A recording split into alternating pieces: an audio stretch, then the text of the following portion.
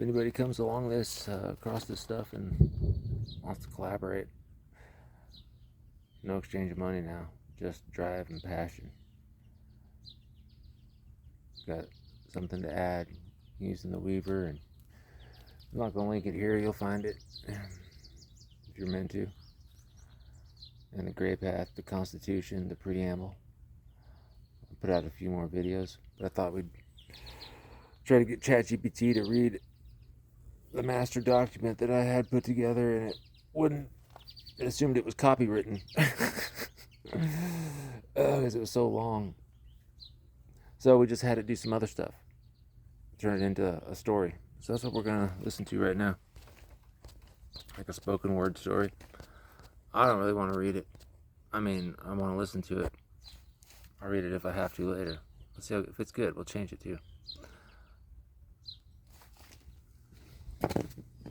Here's a spoken word script crafted for the ear rather than the page. I used to think the point was to find the answer, the right answer, the one that would finally make everything make sense. I'd collect ideas, books, music, psychology, philosophy, spirituality, neuroscience. Every new piece felt like another part of the puzzle. And for a while, it worked. Until it didn't. Because eventually, I noticed something strange. The better I became at explaining my life, the less I was actually living it. There was this moment I can't quite point to. Not one big revelation. More like a slow wobble. The stories I'd been telling myself still sounded beautiful, but they stopped feeling true.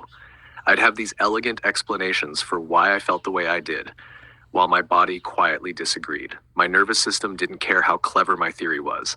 It only knew whether it felt safe.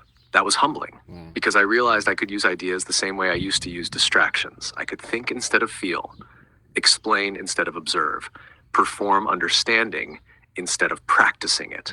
That wobble became one of the greatest teachers I've ever had. So I started over, not from zero, from observation. What is actually happening? Not what I hope is happening. Not what my favorite theory says is happening. What is happening right now? Can I feel my feet on the ground? Can I hear my breathing? Can I notice my shoulders? Am I rushing? Am I defending something? Am I trying to be right? Or am I trying to understand? Those became better questions than almost anything I had collected before. Somewhere along the way, I stopped trying to build a belief system. I started building a practice, a way. I'm just gonna interject here.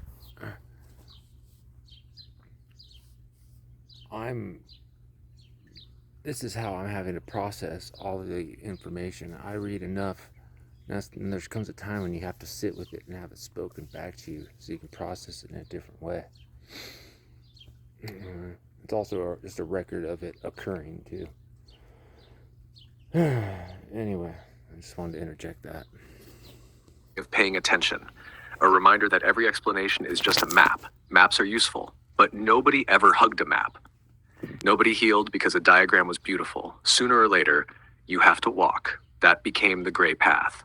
Not black, not white, gray. The place where uncertainty isn't failure. It's where learning begins. The place where I can hold two possibilities at once, where I can admit, I don't know, without feeling like I've lost something. Because sometimes, I don't know is the most honest thing a person can say. The framework grew slowly. Not because I was trying to invent something, because life kept correcting me. Every mistake left a footprint. Every conversation left another clue. Every relationship became another mirror. Instead of hiding the places where I got it wrong, I kept them. Those failures became part of the map too, because honest footprints are more useful than polished stories. Absolutely. Eventually, a few principles kept surviving every revision. Observe before you explain. Let your body vote before your theories do. Stay curious longer than feels comfortable. Treat certainty with suspicion. Look for what would prove you wrong. And if a better explanation shows up, thank the old one for getting you this far and let it go. Along the way, a few little companions appeared. Not because they're magical, because they're memorable. The rat. The rat goes where most people don't want to look. It doesn't pretend. It survives. It notices.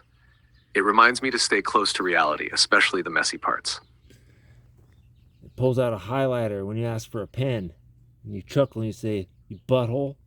And you write anyway. And you highlight the past, write the present, break that highlighter open and spray it all over the basement walls. Woo woo. Then there's the seedling.